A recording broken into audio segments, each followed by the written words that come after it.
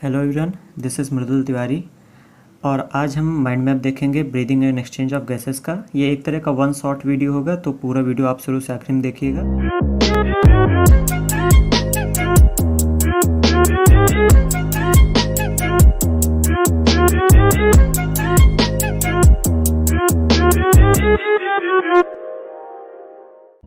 और टोटल लगभग 25 या 26 मिनट मुझे लगेंगे इस पूरे चैप्टर को कराने में, क्योंकि इसमें फैक्ट्स बहुत ज़्यादा हैं और जिस चैप्टर में फैक्ट बहुत ज़्यादा होते हैं उसका माइंड मैप बहुत ही ज़्यादा सटीक टू द पॉइंट बनता है। ठीक, तो इसी वजह से आपको ये वीडियो पूरा देखना चाहिए।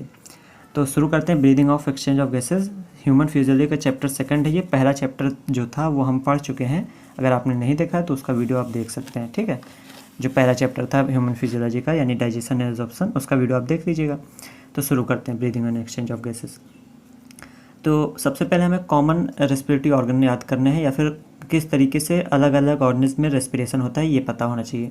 जैसे स्पॉन्जेस, सीलेंट्रेट और फ्लैटवर्म्स में सिंपल डिफ्यूजन के थ्रू ही रेस्पिरेशन हो जाता है।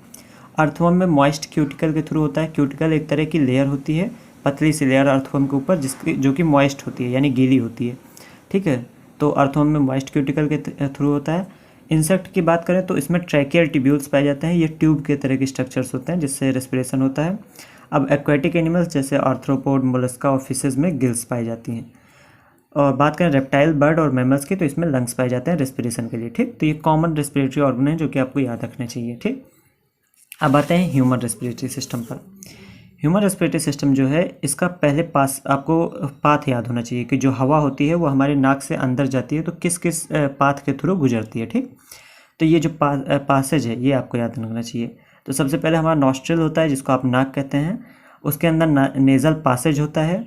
नेज़ल पासेज से अंदर नेज़ल चैम्बर होता है। ठीक, नेज़ल चैम्बर के आगे जाएंगे तो फेरिंग्स होगा, फिर लैरिंग्स होगा, फिर उसके बाद ट्रैकिया होगा और ट्रैकिया के बाद प्राइमरी ब्रोंकाई आएगा। अब जो ट्रैकिया होती है जब ये डिवाइड करती है तो प्राइमरी ब्रोंकाई आता है। ठीक है, तो ये चीज़ आपको याद रखना है कि ट्रैकिया किस जगह पे डिवाइड करती है। तो trachea divide at 5th thoracic vertebra. अभी आप जब बोन्स के बारे में पढ़ेंगे तो आप कई तरीके की वर्टिब्रा पढ़ेंगे।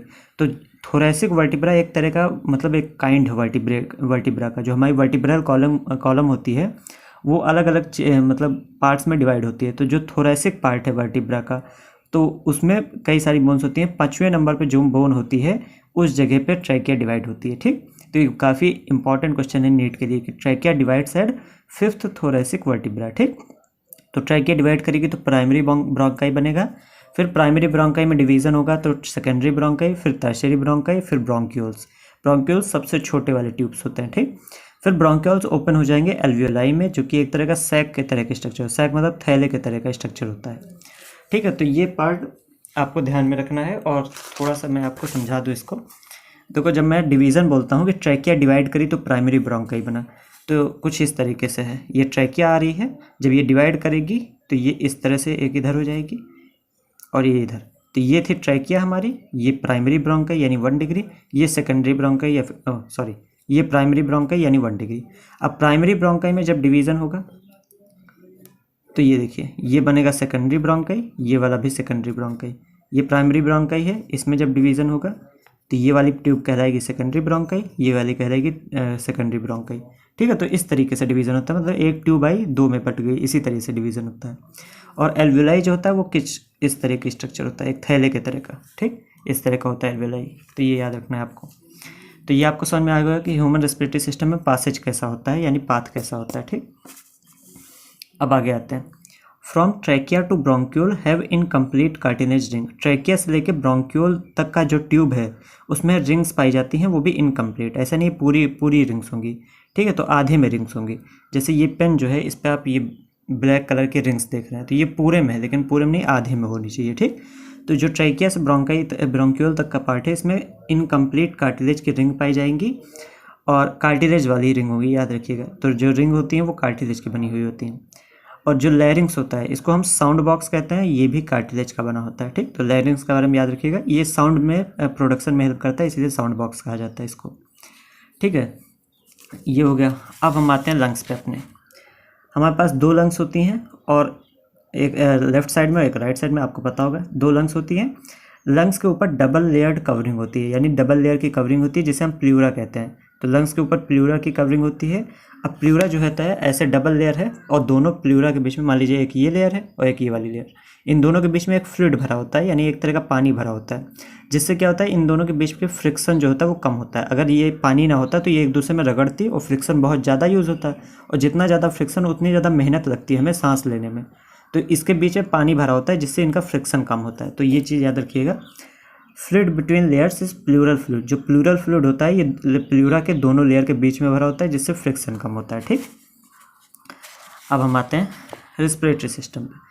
रेस्पिरेटरी सिस्टम हमारा दो पार्ट में डिवाइड होता है, कंडक्टिंग पार्ट और एक्सचेंज पार्ट। जो कंडक्टिंग पार्ट होता है ये एक्सटर्नल नॉस्ट्रल से लेकर टर्सरी ब्रोंक्यूल्स तक होता है, यानी हमारी नाक से लेकर 3 डिग्री ब्रोंक्यूल्स तक होता है कंडक्टिंग पार्ट। और इसका काम क्या होता है, प्यूरीफाई करना, एयर को प्योर करना, ह्यूमिडिफाई करना, यानी उसमें वाटर वेपर मिला देना, ठीक है, ह्यूमिड बना देना एयर को, नमी ला देना एयर में, and bring it to body temperature, और उसको बॉडी टेम्परेचर तक ले आना। तो ये काम होता है कंडक्टिंग पार्ट का। और एक्सचेंज पार्ट क्या होता है, एक्सचेंज पार्ट में सिर्फ एल्वेलाई आती है, और एल्वेलाई में होता क्या है, diffusion of O2 and CO2 का। तो एक्सचेंज पार्ट में क्या होता है, एक्सचेंज होता है गैसेस का। तो यहाँ पे कार्बन डाइऑक्साइड हम बाहर छोड़ देते हैं और ऑक्सीजन अंदर लेते हैं, तो एक्सचेंज हो रहा है किस चीज़ का, गैसेस का। ठीक, तो एक्सचेंज पार्ट में सिर्फ एल्वेलाई आता है। तो बेसिकली अगर हम यहाँ पे देखें तो नॉस्ट्रल से लेके जो ब्रोंक्यूल तक का पार्ट है ये पूरा पार्ट कंडक्टिंग पार्ट है, और जो एल्वेलाई है ये एक्सचेंज पार्ट है हमारा। ठीक, तो ये चीज़ ध्यान रखिएगा। अब आते हैं ब्रीदिंग पे। ब्रीदिंग में दो चीज़ें होती हैं, इंस्पिरेशन और एक्सपिरेशन। इंस्पायरेशन या फिर इंस्पिरेशन। इंस्पायरेशन जो होता है इसमें क्या होता है, pressure in lungs is less than atmosphere, यानी एटमॉस्फेयर में प्रेशर ज़्यादा होगा, लंग्स में कम होगा। दूसरी चीज़ डायफ्राम और एक्सटर्नल इंटरकोस्टल मसल्स जो होती हैं ये कॉन्ट्रैक्ट करती हैं। तो ये दोनों पार्ट याद रखना है आपको कि प्रेशर लंग्स में कम होगा, एटमॉस्फेयर में ज़्यादा होगा, और डायफ्राम एक्सटर्नल इंटरकोस्टल मसल्स दोनों कॉन्ट्रैक्ट करेंगी। ठीक, यानी इंस्पिरेशन के मतलब केस में ये चीज़ें कॉन्ट्रैक्ट करती हैं। एक्सपिरेशन के केस में pressure in lungs is more, pressure lungs में ज़्यादा होता है और एटमॉस्फेयर में कम हो जाता है। ठीक है, कंपैरेटिवली इसके कंपैरिजन में लंग्स में जितना ज़्यादा प्रेशर होता है एटमॉस्फेयर में उससे कम होता है। ठीक, और डायफ्राम और इंटरकोस्टल मसल्स जो होती हैं ये रिलैक्स कर जाती हैं। तो इंस्पिरेशन में कॉन्ट्रैक्ट करेंगी सारी चीज़ें, एक्सपिरेशन में रिलैक्स करेंगी, ऐसे ध्यान रख लीजिएगा बस। ठीक है, तो ये हो गया ब्रीदिंग के बारे में। अब हम आते हैं स्टेप्स ऑफ रेस्पिरेशन। पहला स्टेप है ब्रीदिंग, मतलब जो स्टेप्स हैं रेस्पिरेशन में, इसमें सबसे पहले आप सांस लेंगे, फिर उसके बाद वो सांस अंदर जाएगी तो डिफ्यूज़न होगा of gases across alveoli. Alveoli के क्रॉस गैसेस का डिफ्यूज़न होगा, और इसमें होगा क्या, हम कार्बन डाइऑक्साइड छोड़ देंगे बाहर और वो ऑक्सीजन ले लेंगे। ठीक है, फिर तीसरा स्टेप है transport of gases. Transport of gases यानी जो हमने ऑक्सीजन ली है वो हमारे ब्लड से होके टिश्यूज़ के पास जाएगी। चौथा स्टेप फिर है diffusion of gases between blood and tissues. अब जो ऑक्सीजन हमने ली है ब्लड में, अब हमने घोल दी थी, ब्लड ले जाएगा टिश्यू को दे देगा ऑक्सीजन, और टिश्यूज़ के पास कार्बन डाइऑक्साइड लगी, कार्बन डाइऑक्साइड वो क्या करेंगे, ब्लड को दे देंगे। ठीक है, तो एक डिफ्यूज़न तो हमारा अक्रॉस एल्वेलाई हुआ था, दूसरा डिफ्यूज़न जो है वो ब्लड और टिश्यूज़ के क्रॉस हुआ है। पांचवा स्टेप हमारा utilise of O2 to break food and release of CO2, यानी पांचवें स्टेप में हमारा ऑक्सीजन को हम यूटिलाइज करेंगे फूड को ब्रेक करने के लिए, और उसमें से कार्बन डाइऑक्साइड निकलेगा। ठीक, तो ये स्टेप्स हैं रेस्पिरेशन के। अब इसको याद करने की कोशिश ना कीजिएगा, नहीं तो बहुत दिक्कत हो जाएगी, आपको याद नहीं हो पाएगा ये। इसको समझिएगा तो बहुत आसान है। ठीक, हाँ, अब ये आते हैं, हम पढ़ लेते हैं डिफ्यूज़न मेम्ब्रेन के बारे में। डिफ्यूज़न मेम्ब्रेन में क्वेश्चन आता है कि किस चीज़ से बनी हुई होती है। तो डिफ्यूज़न मेम्ब्रेन में 3 लेयर होती है। पहली स्क्वेमस एपिथेलियम ऑफ एल्वेलाई, जो हमारी एल्वेलाई होती है उसकी स्क्वेमस एपिथेलियम, बेसिकली ये वाली लेयर। ठीक, दूसरा बेसमेंट सब्सटेंस, जो कि ये रेड कलर का सब्सटेंस भरा हुआ है यहाँ पे, इसको बेसमेंट सब्सटेंस कहते हैं। और तीसरा एंडोथेलियम ऑफ कैपिलरीज, यानी जो हमारी कैपिलरी है, ब्लड जिसमें है, इसमें ब्लड होता है। ठीक है, यहाँ पे लिख देते हैं ब्लड होता है। तो जो हमारे ब्लड वाली कैपिलरीज हैं इनकी जो एंडोथेलियम है ये, तो 3 लेयर हैं, स्क्वेमस एपिथेलियम, बेसमेंट सब्सटेंस और एंडोथेलियम ऑफ कैपिलरीज। इन तीनों को मिला के डिफ्यूजन मेम्ब्रेन बन सकता है। ठीक, तो नीट का जो क्वेश्चन होता है ये कुछ इस तरह से होता है कि diffusion membrane is equal to, तो आप सिंपल लिख लीजिए squamous epithelium plus basement substance plus endothelium of capillaries. ठीक है, ये चीज़ आप बोर्ड्स में भी यूज़ कर सकते हैं अपने मतलब आंसर को थोड़ा ज़्यादा अट्रैक्टिव बनाने के लिए। तो ये हो गया पार्ट पहला पेज। ठीक है, ये पहला पेज हो गया। अब हम आएंगे सेकंड पेज पे, सॉरी ये थर्ड पेज है, ये है सेकंड पेज। अब ये सेकंड पेज जो है ये आपके लिए जैकपॉट की तरह काम करेगा, मतलब इसमें इतने सारे क्वेश्चंस छुपे हैं नीट के लिए, मतलब जितना जो चैप्टर है उसमें के 80% क्वेश्चन जो हैं ये इस पेज से आएंगे। ठीक है, नीट में इस पूरे चैप्टर के 80% क्वेश्चन इसी पेज से आते हैं। ठीक, अच्छा ऐसा नहीं है कि इस चीज़ को बहुत ज़्यादा सीरियस ना लीजिएगा मेरी बात को, मतलब मैं एक एस्टिमेट बता रहा हूँ कि 80% क्वेश्चन जो हैं इस पेज से आते हैं। ठीक है, अब पहला पार्ट है रेस्पिरेटरी कैपेसिटीज़। एक्चुअली हवा बहुत तेज़ चल रही है, काइंड ऑफ आंधी आई है, तो आपके साउंड में हो सकता है थोड़ी सी मतलब थोड़ी सी दिक्कत हो रही है सुनने में मुझे, तो हो सकता है आपको थोड़ी दिक्कत हो रही है, तो उसके लिए सॉरी। ठीक है, पढ़ाई करते हैं। असल में हवा बहुत चल रही है ना, तो आवाज़ बहुत ज़्यादा हो रहा है, तो हो सकता है थोड़ी आवाज़ आपके मतलब इस वीडियो में ज़्यादा आ रही हो, तो उसके लिए सॉरी। रेस्पिरेटरी कैपेसिटीज़ और वॉल्यूम, कैपेसिटी और वॉल्यूम दोनों पढ़ना है हमको। ठीक है, ये समझ लीजिए नीट का एक परमानेंट क्वेश्चन बना देता है। ठीक, तो इसको ध्यान से पढ़िएगा। पहले वॉल्यूम पढ़ते हैं। टाइडल वॉल्यूम जो होता है 500 ml होता है। टाइडल वॉल्यूम होता क्या है, जो नॉर्मल सांस हम लेते हैं या फिर छोड़ते हैं उसे कहते हैं टाइडल वॉल्यूम। ये 500 ml होता है। ठीक, तो ये डेटा बहुत ज़्यादा इंपॉर्टेंट है, 500 ml।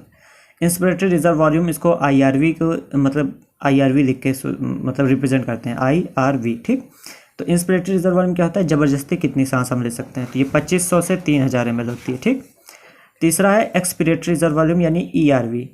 ERV क्या होता है, ज़बरदस्ती कितनी सांस छोड़ सकते हैं हम। ठीक है, जो नॉर्मल छोड़ते हैं उसके अलावा ज़बरदस्ती कितनी छोड़ सकते हैं, तो ये 1000 से 1100 ml होती है। रेजिडुअल वॉल्यूम क्या होता है, जितनी सांस हमारे पास बची हुई होती है, मतलब जब हम नॉर्मल सांस छोड़ देते हैं तो कितनी हवा हमारे लंग्स में तब भी बची हुई होती है, तो ये 1100 से 1200 ml होती है। तो ये डेटा जो है 500 ml, 1200, 1500, 1100, ये सारी डेटा जो है बहुत इंपॉर्टेंट है, याद रखिएगा। ठीक, अब आते हैं कैपेसिटी पे। ठीक, तो पहला इंस्पिरेटरी कैपेसिटी जो होती है ये TV प्लस IRV होता है। TV यानी टाइडल वॉल्यूम, IRV यानी इंस्पिरेटरी वॉल्यूम। तो ये चीज़ें बहुत ही आसान है, मतलब बहुत ही रिलेटेड है, याद करने में आसान होगी। ठीक, तो इंस्पिरेटरी कैपेसिटी क्या होता है, TV plus IRV। Expiratory capacity क्या होता है, tidal volume plus expiratory reserve volume, TV plus ERV। Functional residual capacity क्या होता है, ERV प्लस RV। ठीक, वाइटल कैपेसिटी क्या होता है, तीनों को जोड़ना, IRV plus ERV plus TV। Total lung capacity क्या होता है, vital capacity plus residual volume. ठीक, तो टोटल लंग कैपेसिटी को आप दो तरीके से लिखते हैं, एक तो ये लिख दिया vital capacity plus residual volume, एक ये लिख सकते हैं वाइटल कैपेसिटी की जगह पे हम ये लिख सकते हैं ना IRV plus ERV plus TV plus RV। ठीक, तो ये भी हम लिख सकते हैं, वाइटल कैपेसिटी की जगह पे हम इन तीनों को लिख सकते हैं। ठीक, तो ये दो तरीके हैं इसको लिखने के। काफ़ी कम दिख रहा होगा शायद आपको, कोई बात नहीं, देख लेंगे, क्योंकि पढ़ाना मुझे आज ही है, अब चाहे आंधी है चाहे जो है, मुझे बहुत कम टाइम मिलता है इसके लिए, तो उस टाइम को वेस्ट नहीं करना है। Exchange of gases.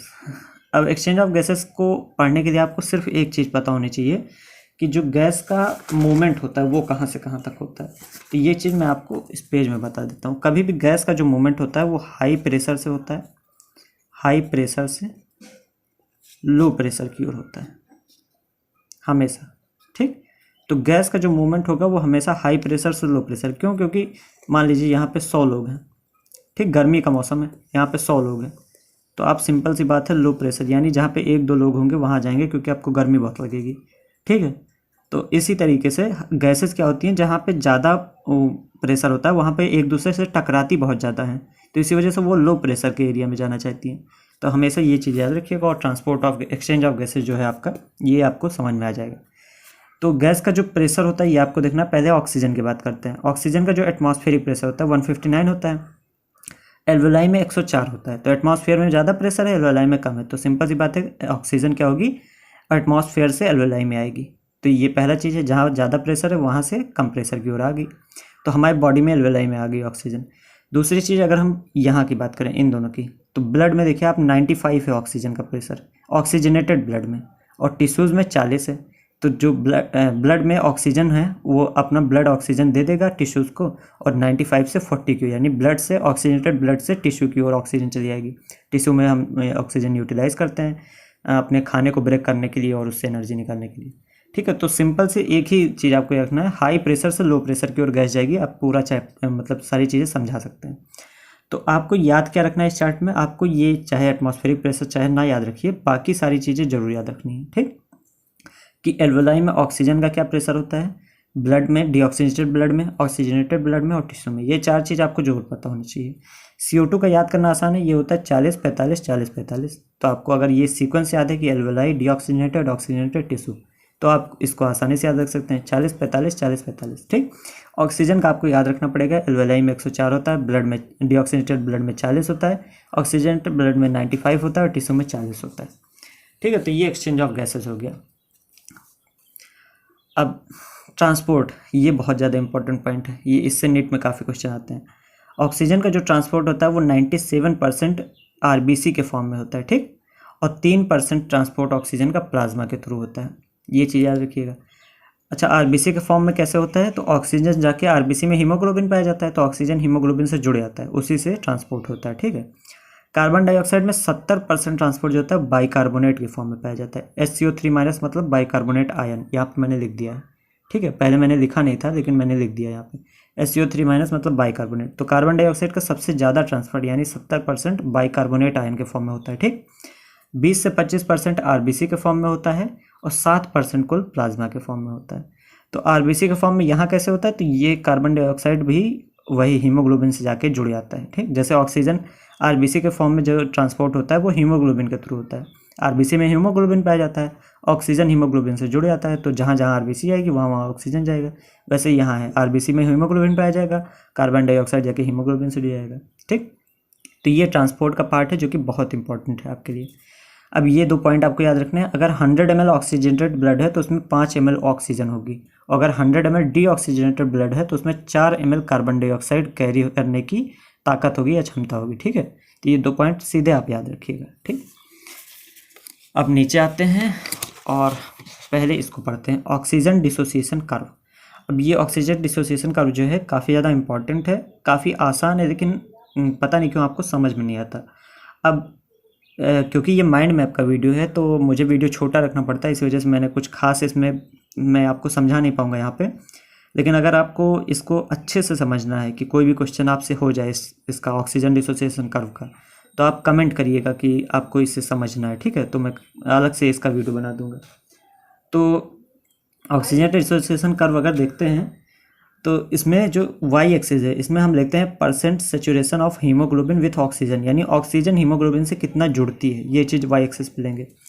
X axis पे लेंगे पार्शियल प्रेशर ऑफ ऑक्सीजन, यानी ऑक्सीजन का पार्शियल प्रेशर कितना है mm/Hg में। जो कर्व मिलेगा उसको हम कहते हैं सिग्मोइड कर्व। ठीक। तो ये चीज़ आपको जरूर याद रखनी है, ये 3 चीज़ तो फिलहाल याद होनी चाहिए। ठीक है, तो ऑक्सीजन डिसोसिएशन का भी हो गया। अब ये फेवरेबल कंडीशन, ये इतना ज़्यादा मतलब कन्फ्यूजिंग आपको लगता है, तो इसको याद करने का तरीका तो काफ़ी आसान है लेकिन आपको कन्फ्यूजिंग बहुत ज़्यादा लगता है, तो इसको याद करने का मैं यहाँ पे तरीका बता दे रहा हूँ आपको। ठीक है, ये पार्ट ज़रूर देखिएगा अच्छे से क्योंकि ये ऐसा नहीं कि आपको कठिन लगता है, आप भूल जाते हैं कि कहाँ कौन किसको बढ़ाना है किसको कम करना है। ठीक। तो favourable condition for oxy haemoglobin, यानी अगर हमने ऑक्सीजन को Hb से यानी हीमोग्लोबिन से जोड़ना है तो उसके लिए कंडीशंस फेवरेबल क्या होंगी, तो हमें ऑक्सीजन को जोड़ना है हीमोग्लोबिन से, तो सिंपल सी बात है ऑक्सीजन का प्रेशर ज़्यादा रखना पड़ेगा, तभी तो ऑक्सीजन मतलब जुड़ पाएगा हीमोग्लोबिन से। और कोई चीज़ें हैं यानी और कोई गैस है जैसे कार्बन डाइऑक्साइड है तो उसका प्रेशर कम रखना पड़ेगा, क्योंकि अगर कार्बन डाइऑक्साइड का प्रेशर हम ज़्यादा रख देंगे तो कार्बन डाइऑक्साइड जाके हीमोग्लोबिन से जुड़ जाएगा, जबकि हमें जोड़ना ऑक्सीजन है। तो सिंपल सी बात है ऑक्सीजन का ज़्यादा प्रेशर रखना है, कार्बन डाइऑक्साइड का कम रखना है। अब कार्बन डाइऑक्साइड H+ और टेम्परेचर तीनों एक दूसरे से एकदम अच्छे से रिलेटेड है। अगर कार्बन डाइऑक्साइड कम है तो H+ कम होगा, टेम्परेचर कम होगा। ठीक। तो बस अब ये इतना अगर आपको समझ में आ गया तो आपको सब समझ में आ गया। तो देखिए हीमोग्लोबिन के लिए ऑक्सीजन का प्रेशर ज़्यादा होना चाहिए तो कार्बन डाइऑक्साइड का सिंपल सी बात है कम होना चाहिए। कार्बन डाइऑक्साइड कम है तो H+ कम है और टेम्परेचर कम है, यही 3 चीज़ आपको याद रखनी है। तो मतलब ये याद करना है आपको, ये तीनों रिलेटेड हैं एक दूसरे से। अब सिंपल सी बात है अगर pH पूछा जाए तो आपको पता चल गया कि H+ कम है, तो जब H+ कम है तो pH ज़्यादा होगा, क्योंकि एसिड कम होगा ना, H+ जितना ज़्यादा होता है उतने ज़्यादा एसिडिक होता है कोई चीज़। अब जब कम एसिडिक होता है तो pH ज़्यादा होगा। अब बात करते हैं कार्बामिनो हीमोग्लोबिन। कार्बामिनो मतलब कार्बन डाइऑक्साइड का हीमोग्लोबिन से जुड़ना। अब कार्बन डाइऑक्साइड को जोड़ना है तो प्रेशर ऑफ कार्बन डाइऑक्साइड ज़्यादा रखना पड़ेगा। कार्बन डाइऑक्साइड का प्रेशर जब ज़्यादा है तो H+ ज़्यादा होगा, टेम्परेचर ज़्यादा होगा। मतलब ये 3 चीज़ आपस में रिलेटेड हैं, ये चीज़ आपको याद रखना है, यही बेस्ट तरीका है इसको याद रखने के लिए। ठीक। तो यही चीज़ याद रखना है आपको। तो अब कोई आपसे पूछ रहे कार्बन डाइऑक्साइड कार्बोनो हीमोग्लोबिन का जॉइन, मतलब ये तो कॉमन सी बात है कि कार्बन डाइऑक्साइड अगर प्रेशर, मतलब कार्बन डाइऑक्साइड को अगर जोड़ना है तो ऑक्सीजन का कम होना चाहिए, कार्बन डाइऑक्साइड का ज़्यादा होना चाहिए। अब H+ ज़्यादा है तो pH कम होगा, क्योंकि जितना कम pH उतनी ज़्यादा एसिडिटी होती है। तो H+ जब ज़्यादा है तो मतलब कोई चीज़ ज़्यादा एसिडिक है, तो pH उसका कम होगा। ठीक, तो ये तरीका था याद रखने के लिए फेवरेबल कंडीशन को। ठीक, कैसा लगा तरीका कमेंट करके बताइएगा। ठीक, अब ये रिएक्शन आपको डायरेक्ट याद रखनी है, इसमें कुछ नहीं समझना। कार्बन डाइऑक्साइड प्लस H2O, इसमें ये एंजाइम बहुत इंपॉर्टेंट है, कार्बोनिक एनहाइड्रेस, ये जोड़ के H2CO3 बना देता है, जिसको कार्बोनिक एसिड कहते हैं, और फिर H2CO3 को ही तोड़ देता है ये, और CO3- और H+ बना देता है। SCO3- क्या है? बाइकार्बोनेट। ठीक, तो ये रिएक्शन आपको डायरेक्ट याद रखनी है। तो ये हो गया हमारा सेकंड पेज, जो कि काफ़ी इंपॉर्टेंट था आपके लिए। अब आ जाते हैं थर्ड पेज पे, जिस पे बहुत ही कम चीज़ें हैं, बहुत ही छोटी छोटी। ठीक है, तो ये है हमारा थर्ड पेज। ठीक, इसको बड़ा कर देते हैं। रेगुलेशन, रेगुलेशन मतलब होता है कंट्रोल। कंट्रोल हम कैसे कर सकते हैं अपने मतलब रेस्पिरेटरी सिस्टम को। तो ये 3 जगह से कंट्रोल होता है। पहला न्यूमोटैक्सिक सेंटर, जो कि पॉन्स में होता है। दूसरा कीमोसेंसिटिव एरिया, और तीसरा receptor in carotid artery and aortic arch. तो ये 3 जगह से कंट्रोल होगा। अब जो न्यूमोटैक्सिक सेंटर होता है, या फिर ये मान लीजिए receptor in carotid artery and aortic arch, ये जो होते हैं रिसेप्टर्स, ये रिसेप्टर कार्बन डाइऑक्साइड से और H+ से बहुत ही जल्दी इफेक्ट हो जाते हैं। तो जैसे कार्बन डाइऑक्साइड, मान लीजिए आपके ब्लड में कार्बन डाइऑक्साइड बढ़ गई, यानी आपके पास ऑक्सीजन की कमी हो रही, कार्बन डाइऑक्साइड बढ़ रहा है, तो ये अपना सिग्नल जो है इसको भेजेंगे रेस्पिरेटरी रिदम सेंटर को, जो कि मेडुला में होता है।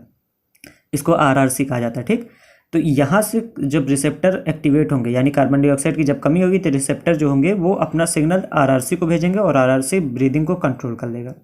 न्यूमोटैक्सिक सेंटर जब एक्टिवेट होगा तो ये अपना सिग्नल RRC को भेजेगा, RRC कंट्रोल करेगा ब्रीदिंग को। कीमोसेंसिटिव एरिया, जो कि एडजेसेंट टू RRC, यानी RRC के बगल में होता है, तो कीमोसेंसिटिव एरिया जब एक्टिवेट होगा वो भी RRC को सिग्नल भेजेगा, और RRC कंट्रोल करेगा ब्रीदिंग को। तो बेसिकली ये तीनों जो हैं ये खुद ब्रीदिंग को नहीं कंट्रोल करते, ये अपना सिग्नल RRC को भेजते हैं, और RRC को जो आगे करना होता है, ब्रीदिंग कंट्रोल करना होता है, वो RRC करता है। ठीक, तो ये चीज़ आप ध्यान रखिएगा कि ये तीनों अपने आप से नहीं काम करेंगे। ठीक, ये RRC को ही सिग्नल भेजेंगे। तो 3 तरह का वो होता है रेगुलेशन, ये आप ध्यान रखिएगा। अब आते हैं डिसऑर्डर में, बीमारियां कौन कौन से हो सकती हैं रेस्पिरेटरी सिस्टम से रिलेटेड। ठीक, पहला है अस्थमा। अस्थमा जो होता है ये inflammation of bronchi and bronchiole, bronchi और ब्रोंक्यूल के इन्फ्लामेशन से होता है। ठीक, दूसरा है एम्फाइसीमा। एम्फाइसीमा क्या होता है? एल्वेलाई डैमेज, इसमें एल्वेलाई डैमेज होती है बाय सिगरेट स्मोकिंग। अब ये क्वेश्चन कई बार नेट में आ गया है कि एम्फाइसीमा का रीज़न क्या है। तो सिगरेट स्मोकिंग जो ज़्यादा करता है उसमें एम्फाइसीमा देखने को मिलता है, जिसमें एल्वेलाई डैमेज हो जाती है। तीसरा है ऑक्यूपेशनल रेस्पिरेटरी डिसऑर्डर। अब इसको समझिए, ऑक्यूपेशनल यानी ऑक्यूपेशन। ऑक्यूपेशन क्या होता है? आप जो काम करते हैं, जैसे एक फार्मर होता है जो, वो उसका ऑक्यूपेशन क्या होता है? खेती करना। ठीक है, तो जो आप काम करते हैं वो उसको कहते हैं ऑक्यूपेशन। तो जो लोग इंडस्ट्री में काम करते हैं, कैसी इंडस्ट्री में? जिसमें ग्राइंडिंग होती है यानी पीसने का काम होता है, और स्टोन ब्रेकिंग यानी जो पत्थर होते हैं उनको तोड़ के पीसा जाता है। तो इस टाइप की इंडस्ट्रीज जो होती हैं उनमें जो लोग काम करते हैं, अगर उन्होंने अच्छे से मास्क नहीं पहने हैं तो उनमें फाइब्रोसिस हो जाता है।